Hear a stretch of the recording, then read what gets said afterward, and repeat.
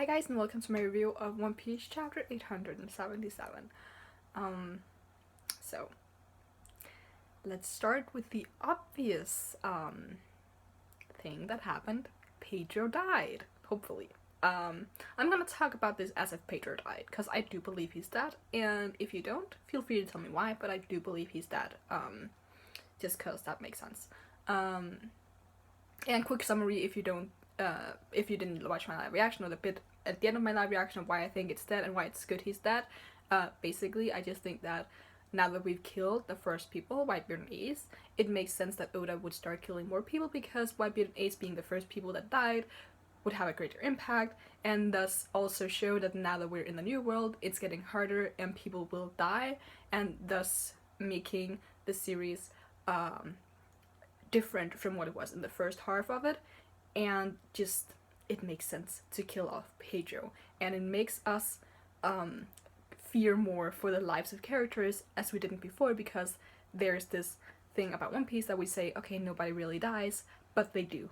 Now they do, hopefully. So that's why I think he's dead, and why it makes sense. Okay. But Pedro sacrificed himself to save the others because they're in a pinch. They're surrounded by way too many people. Like, Brooke and Chopper are in the candy prison thing where they're slowly getting turned into candy, just like Mr. 3 tried to do with Zoro, Nami, Vivi. Were there others?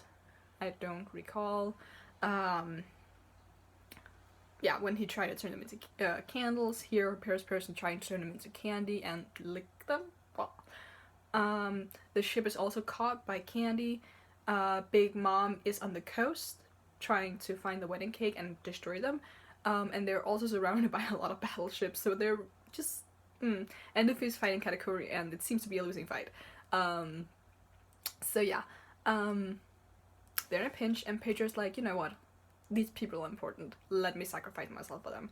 And hopefully this sacrifice will let them get out of this pinch, because if he dies and kills Paris as well, I mean, he might not. Paris might have like some sort of shield that he can protect himself with or whatever, but I do think that at the very least the candy effect will disappear if he's either dead or knocked out, because either way, if it's not, then his death was basically for nothing, and Oda's not the type to, at the very least, he's not the type to have a death of that kind of caliber to not, or I don't think he would be, for it to not matter. Like, he just died and then nothing good happened. Like, he sacrificed himself for them so that they could live, and if his sacrifice doesn't gain anything for them, it's useless, and that would be really sad. So I do think that the candy effect will go away, which means that Brooke and Chopper will be free, the ship will be free, so they can use Q the Burst, which would then, like, it would get them away from Big Mom, and it would get them away from the battleships. Now, my one thing with this is, because I tried to, when I read the chapter again, I tried to look at Luffy's position, because the last image we get of his full body, he's still, like, his arm is still stuck inside Katakuri. And I think that's the case throughout, like, even to the end. Because not much time passes between that. We just have Pedro's, like, dialogue with Carrot. So my question is, they'll probably still use Coup the Burst, but if they do that, either Luffy won't make it on the ship, or, which I think is more likely, Katakuri will just go with them because Luffy's kind of stuck to him, or he'll let go.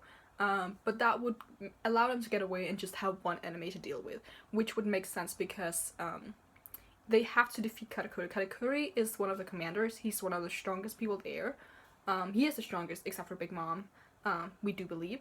So it would make sense that they should all gang up on him and try to take him down. Again, I said this last time, as I've said many chapters, I said I really want Sunny to fight him, but it's more likely to see, like, him gang up on him, because he's actually super, super strong. And as many people point out, Luffy had a hard time against Cracker. He and Nami alone hardly took him down.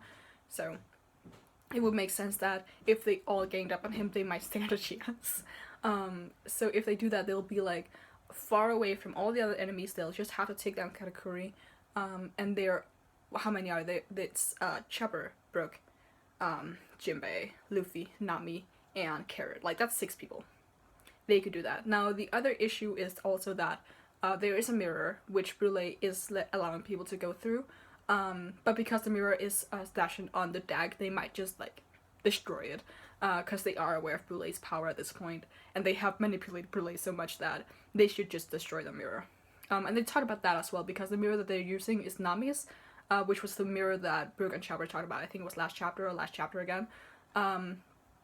So they might just destroy it and get rid of that problem pretty easily. So there might be like a few foot soldiers there, but the main problem would be Katakuri. So yeah, I think that's what's gonna happen in that storyline, basically. So yeah, they'll get away, but Katakuri will like follow them because he's still stuck to Luffy.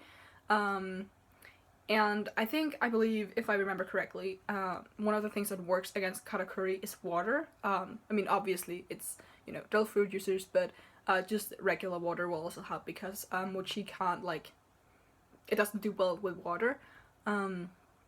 So yeah, it's probably good for them to have Jinbei there, because most of them, they have 3 dull fruit users and 3 non-dull fruit users, so, and then 1 fishman, obviously. And if we saw, I think, again, it was last chapter or 2 chapters ago, we saw the fishermen, when Chopper and Brooke were making their way back to the Sunny, so maybe they might have a hand in helping, if Katakuri is really, like, way too strong, because he can't see the future, so, in a different way that you can with observation haki. I mean, the observation haki doesn't allow you to see the future, it allows you to see something that's, like, already happening. Yeah. Other storylines we need to talk about. Okay, so yeah, they do talk about, briefly, about Pudding and getting, like, to, Cacao Island, because if Big Mom, Paris says that if Big Mom figures out that the cake is not on the Sunny, which obviously she won't now, he's basically dead. So the goal of the Big Mom pirates is, of course, still to get Big Mom to Cacao Island, where the cake is being made. And the Straw Hats are going there as well, because Sanji is there.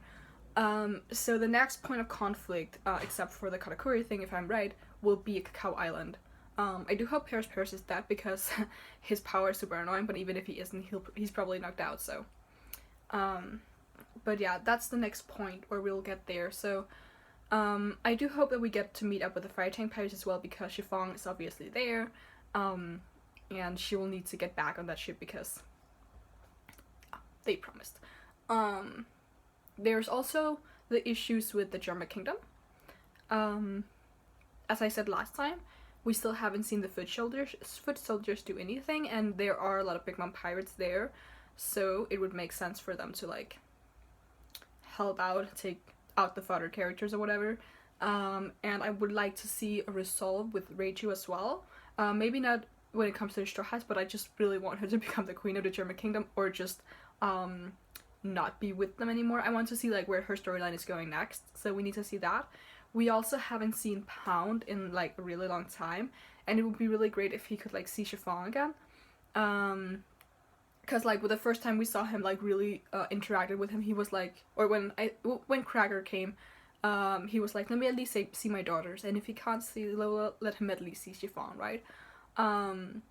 So those storylines are what we need to wrap up now, but it's basically, like, at this point, we're about to reach the climax, and we're about to, like, wrap up the storylines, like, with the Germa, with Pound, with the Fire Chain Pirates, and with Sanji's story. I do believe. We're just gonna, the big question for me right now is, like, what's gonna happen with Big Mom when they eventually feed her the cake, because I don't think she's gonna let them off anyway, because they did destroy her plan. If the Germa gets away, she did not get her hands on the technologies that she really wanted, and then, like, people would have died for nothing in her, because, like, she loses Paris.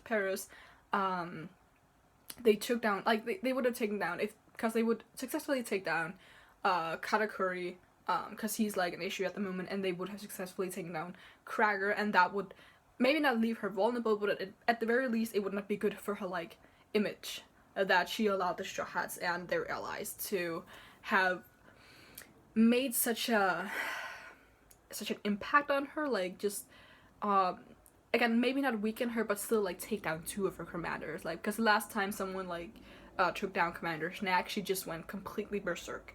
So yeah. I'm interested in seeing what Big Mom's gonna do here, because Luffy has said that he's not gonna take down Big Mom now, and I do believe him when he says that. Like, Luffy is very headstrong. When he says something, he really believes it, so he's not gonna take on Big Mom now.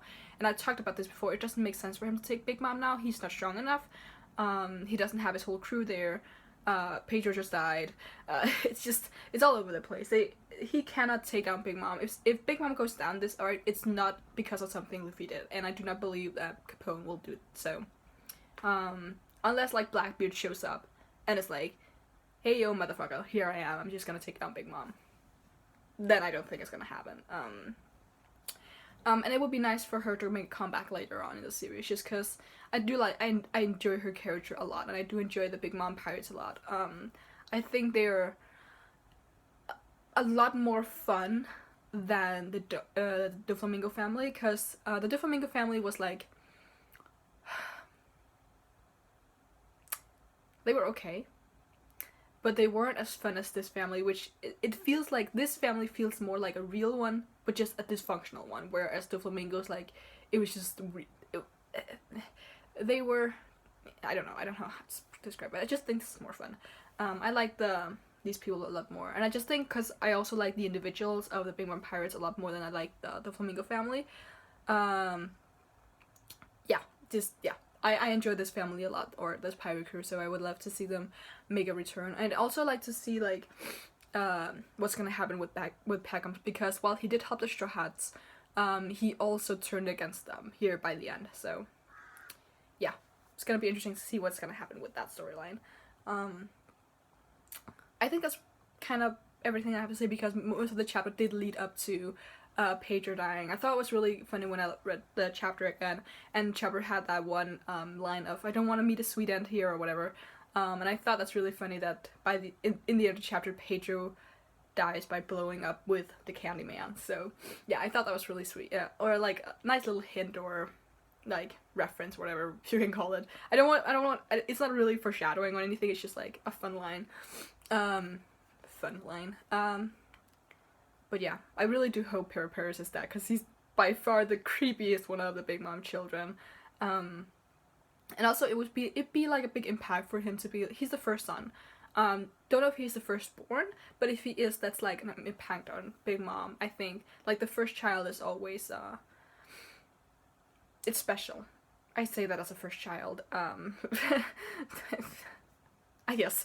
But yeah, I think that's what I have to say about this chapter. Yeah, sad about Pedro, but I really liked it. So again, if you don't think he's dead, tell me why, and I will tell you that I don't believe you. But feel free to tell me why. Like, it's fair to like point out he could have survived, because people have survived things in One Piece that they should have been killed by. So, but yeah. But also do tell me if you think he's dead. I want to see like what the ratio is. Like, do most people think he's dead? Do most people think he's undead? He's not undead, he's just not dead. Undead is an entirely different thing. But yeah, I'm gonna stop talking now, because now I'm just rambling. But yeah, you can leave in the comments below what you think of the chapter and the Pedro thing. You can leave a thumbs up if you like anything that I have to say. And you can subscribe if you want to see more. Until next time, bye.